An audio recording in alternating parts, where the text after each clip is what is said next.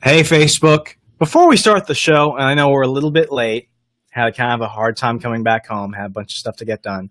I want to give a special shout out to some very special people. Very, very special people. Indivisible Charlottesville, thank you for being you. You're the reason Trump won. The resistance movement, thank you. You're the reason Trump won. The Patriotic Left Party fan page, thank you for being you. You're the reason Trump won. Every social justice warrior in America, thank you for being you. You're the reason Trump won. Oh, did I already say the resistance movement? Let me say them again. The resistance movement, thank you for being you. You're the reason Trump won. Lynchburg Democrats and the Democratic Party of Virginia, thank you for being you. You're the reason Trump won. If you voted for Hillary and you still think she's a legitimate president because the Electoral College was created by ancient white men, thank you for being you, because you're the reason Trump won. Enough of that silly thing. Welcome to the show. Thank you all who are tuning in. Today was kind of a wild day. We knew we weren't going to have time in the morning to go ahead and do the show, so we were like, okay, let's push it to 7:30.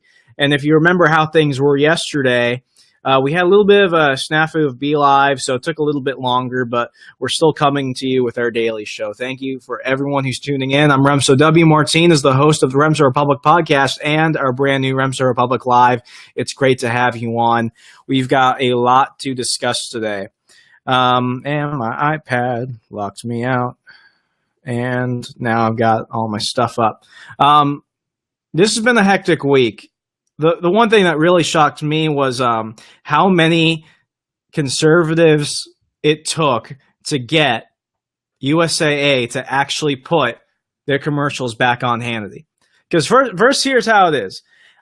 First, Media Matters gets rid of O'Reilly. Now they go after Hannity. And whether or not you're a Hannity fan or not, I'm not a giant Sean Hannity fan, but here's the thing. If they can go after O'Reilly, they can go after me.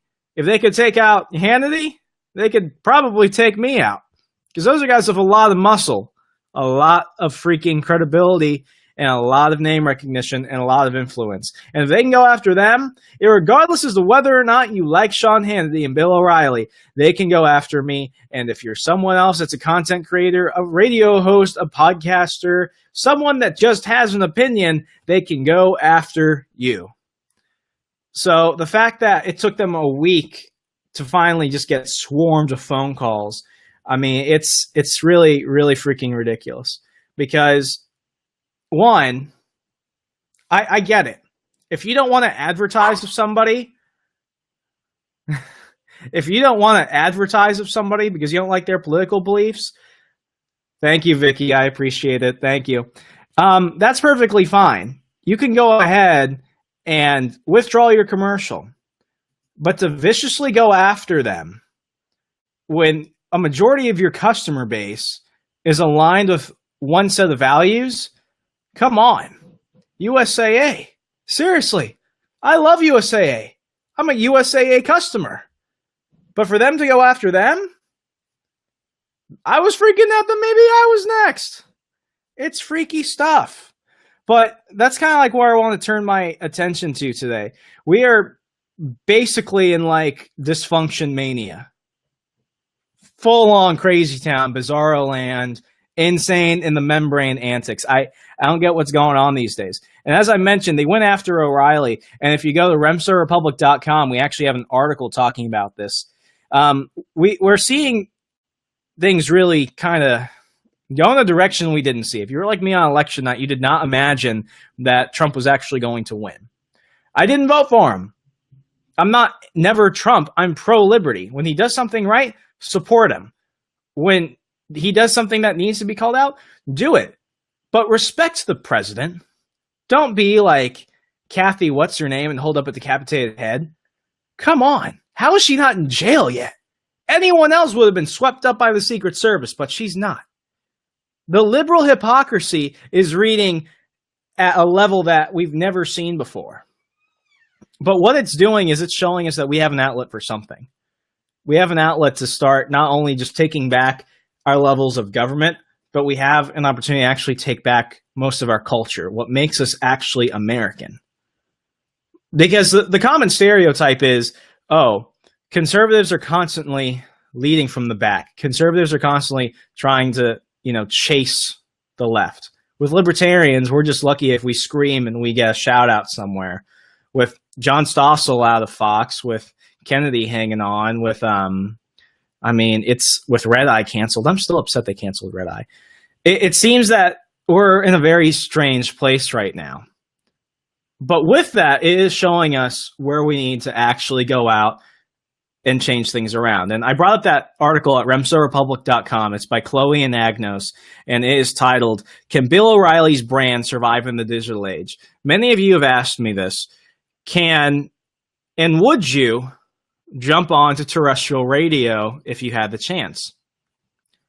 The answer is yeah, but if it meant I give up like the live stream, for example, the podcast, the internet radio networks are a part of, I'd say no, because all of that is on the increase while terrestrial radio is going down. The average listener of someone that's a avid terrestrial radio listener and listens to conservative talk radio is between the ages of 45 and 75. That's a demographic that's starting to go down. As we go from analog to digital, as we go from landline to satellite, things are changing. And if you go check out this article, and I've got my iPad right here, what does it say? And for those of you that didn't know, Bill O'Reilly is now doing his full-time podcast, the No Spin Show. And he's kind of having a hard time doing that because, for one, for a lot of his content, you have to pay. I don't charge you. I give most of it free. But the podcast, for the most part, is free. But he's having kind of a hard time. And let's go ahead and read what Chloe wrote.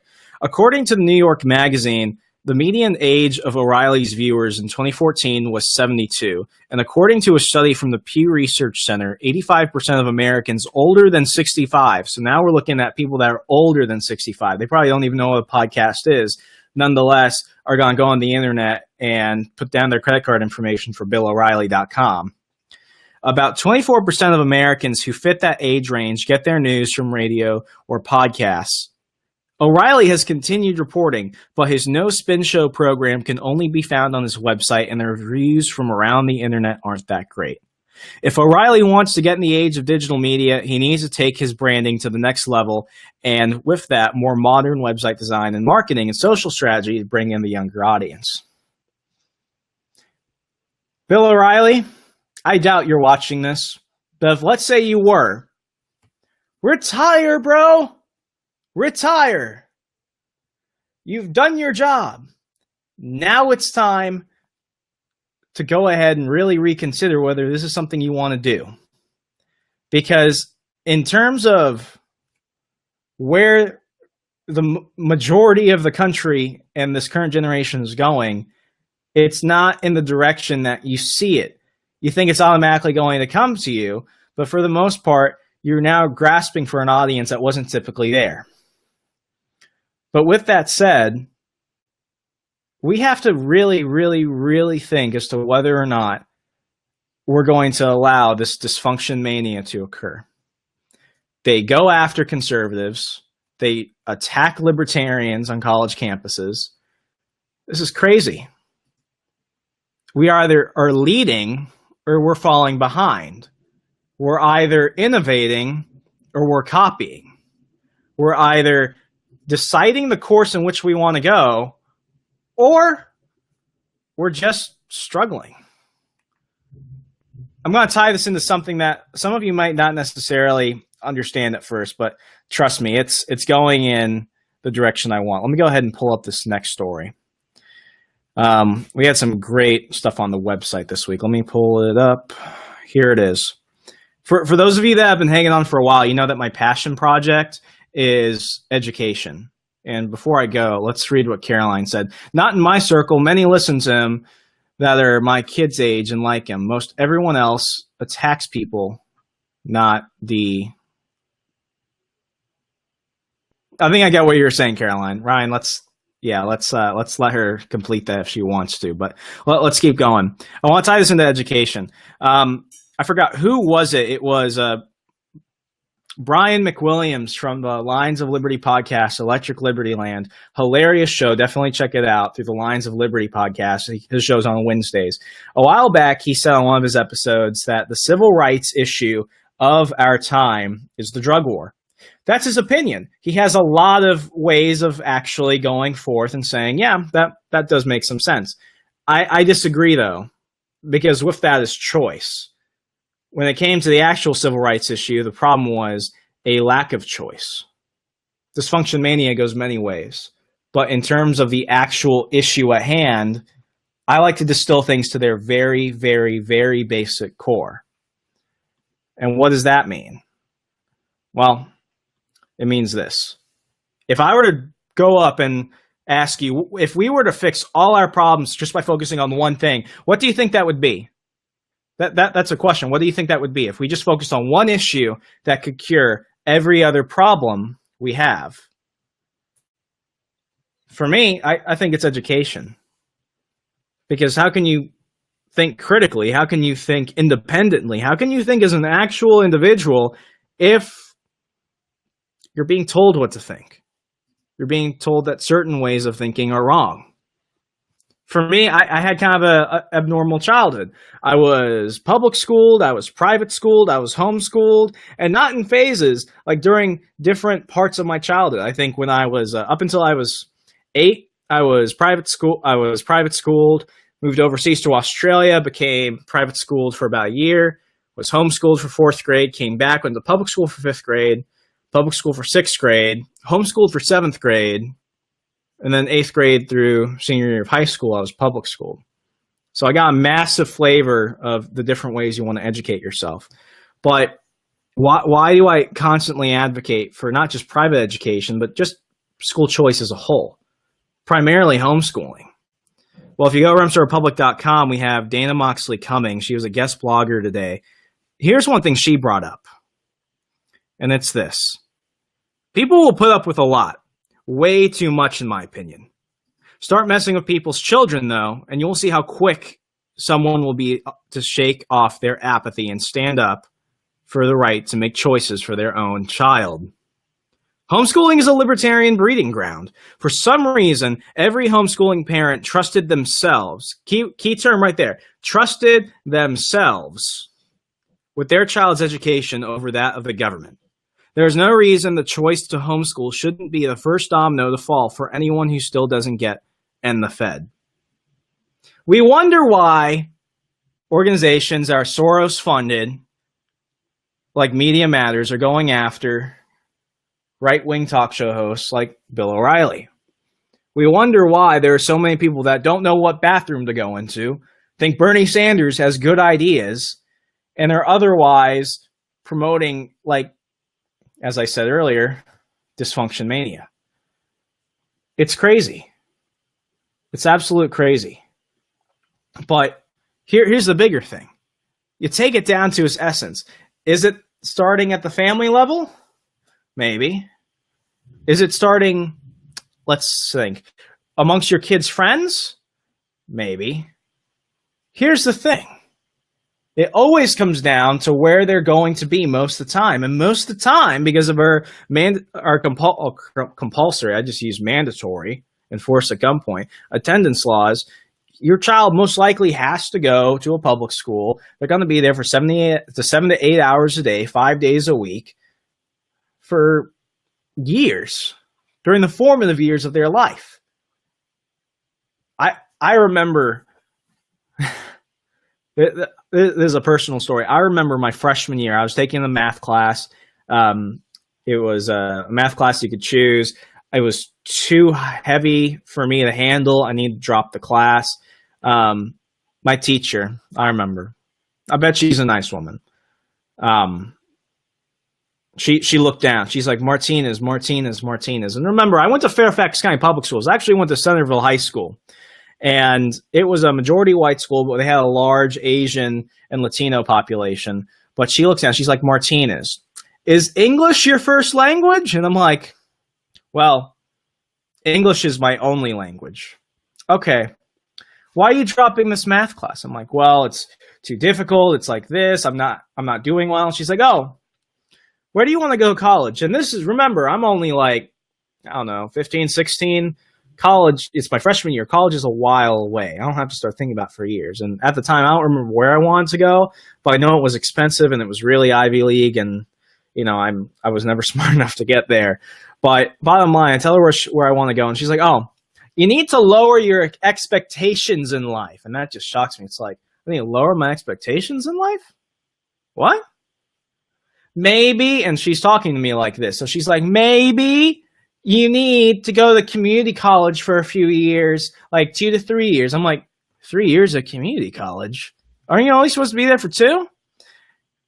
But she's like, maybe you just need to lower your standards, go to community college for 2 to 3 years and find yourself. And I'm not saying anything negative about community college, but here's the thing.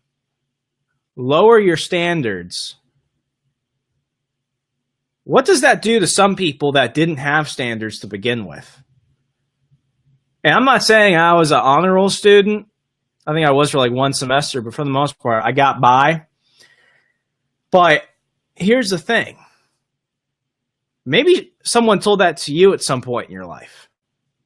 That was told to me on multiple occasions. Heck, I had someone tell that to me not even a month ago from my academic advisor back at my college before I graduated. If I've done one thing in my life, it's never, ever, ever lower your expectations. What's the old saying? Shoot for the moon, and if you don't grab it, at least you pulled down some stars. We have a public education system which is teaching kids not an actual education, but simply conformity. We have a public education system which doesn't breed individualism, it breeds collectivism, conformity. Oh, he's too hyperactive? Medicate him. Oh, he drew that. He said the wrong thing? Fail him. Suspend him. Oh, his parents are conservative Christian? Tell him everything he's being taught is wrong and that ultimately the school knows what's best. We're seeing this every single day. I'd like to say that it's getting better, but for the most part, when was the last time you went to your local school board? I think it was about 2015. I came back to Virginia, and I went to a, quote, progressive high school. I had many instructors tell me that we were the, quote, quintessential progressive high school, tell me that we were going to go ahead and have genderless bathrooms. For the most part, my district always has gone Democrat. They went Obama 2008. They went Obama 2012. I don't know how we got Barbara Comstock. Oh, yeah, I think she's a liberal. But anyway, that's a different tangent. Out of nowhere, parents, Fairfax County public school parents, stormed the school board meeting and said, this is it. We are drawing a line. This isn't happening. They might not have stepped in when it came to SOL testing. They might not have stepped in when it came to the curriculum and books that their students were taking. They might not have come in for the random exams that students were forced to take and sign a legal disclaimer saying that they would not discuss it with their parents, in which they asked, how many guns do your parents own? Do they drink? Do they vote? What, are you happy with your life? Don't tell your family. Remember, you signed. Were parents there for that? Because I know definitely enough students brought that up at the dinner table. I certainly did. What's the school telling my parents? Oh, it's what we've got to do from the state. It's what we've got to do. We breed a culture of complacency and conformity, and then we wonder, where are the individuals? Where are the Howard Rourkes? Where are the John Galts? Where are the Mark Zuckerbergs even, who are going to find something that changed the world? Dysfunction Mania. We don't even know what bathroom to go into anymore. We don't know that when you tax a whole lot of something, you're going to get a lot less of something else. We know that when you place a whole bunch of red tape and regulation on everything else, you're going to get a lot less of a certain thing. When you're messing with how people think and you're telling them, don't think that way, hear the clear-cut answers to clear-cut things that are obviously not clear-cut, what do you expect? What do you expect when you tell an entire country to lower their standards? That's why Trump got elected. I didn't vote for him, but I'm proud he's our president. And he's not perfect, but come on. We dodged a massive Clinton-sized bullet. And if what happened with USAA and Hannity shows one thing, it's that we are sick and tired of the liberal fascism. We are sick and tired of them threatening us. We are sick and tired of them attacking us. I want to give a shout out to that Texas legislator who was almost attacked by a Democrat legislator in Texas because a crowd of criminals, illegal immigrants holding signs that say, "I'm here illegally," stormed the Capitol building. And what did he do? He did what he was supposed to do. Let me say it loud enough. He called ICE. He called ICE. And what's the Democrat response? Attack, violence. I know what some of the liberals are thinking. If you're a liberal watching this, thank you. I do appreciate you. You're one of the smart ones. That Montana congressman, Gianforte, I probably butchered his name, body slammed a reporter. You body slammed me. You broke my glasses. You should not be body slamming reporters. Violence is wrong when it isn't justified. If you're a libertarian, this is pretty easy. Non-aggression. Do not retaliate in violence unless someone has first aggressed against you. But here's the bigger thing. Sadly, a lot of people are defending it. But why are they defending it? It's because we're tired of a media that blatantly lies. They make crap up. It's not even like Trump got 2 scoops of ice cream. It's almost 2 weeks now, and I'm still bringing up the fact that CNN is still complaining about Trump getting 2 scoops of ice cream. Is that real news? No. What do they have to do when they find something little that they want to go ahead and exaggerate? They go ahead and make something up. They go after Sheriff Clark, and they go after his ribbons, try and psychoanalyze everything, try and say he's a fraud. They try and say he lied in his master's thesis. Maybe he did, but for the most part, what's been proven is that CNN and the Washington Post lied. And then they go after you. Media matters. They go after Bill O'Reilly. They go after Hannity. What's going to happen when they go after Rush Limbaugh? What's going to happen when they go after Mark Levin? It's a silencing.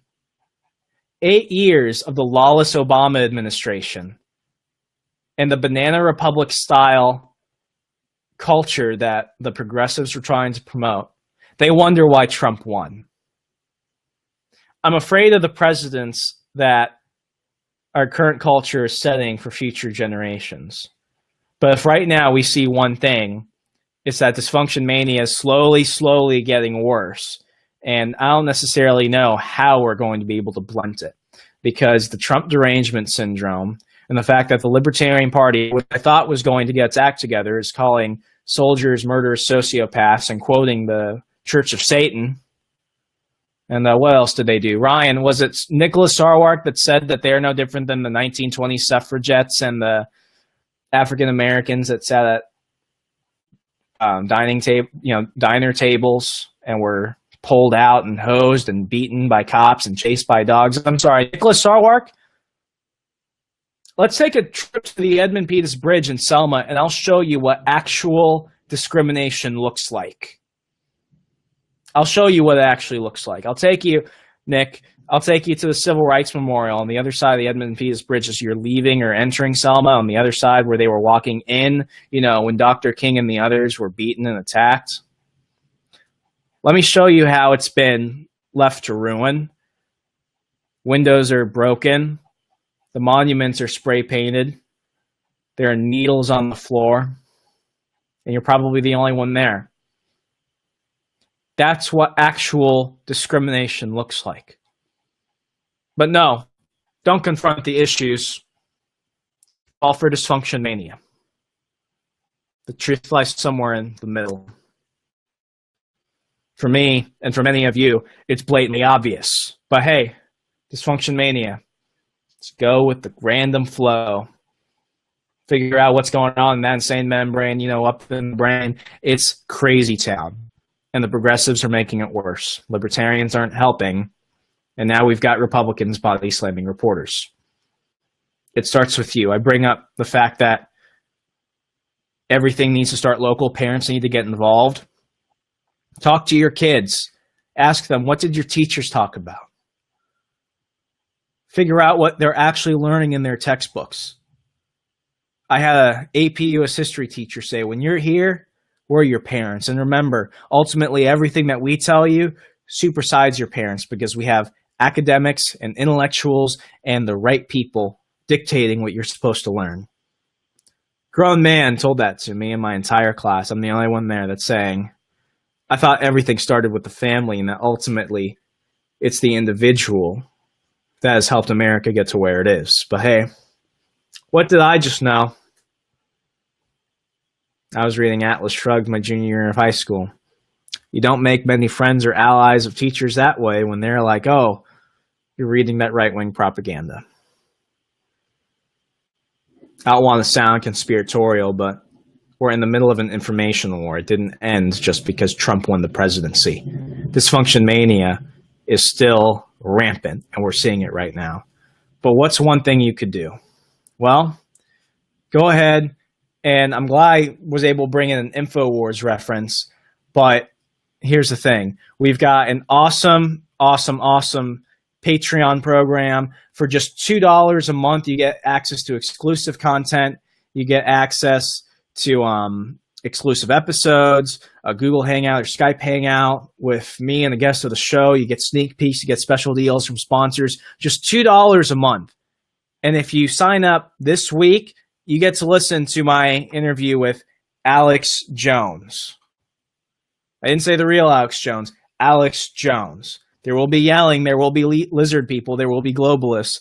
But ultimately, it's going to be a fun time. And for $2 a month, you get that so much more. You get to help put the lights on in the room, the studio, and everything else. And ultimately, you help producer Ryan and I, Juliana, and Team Republic keep fighting Dysfunction Mania.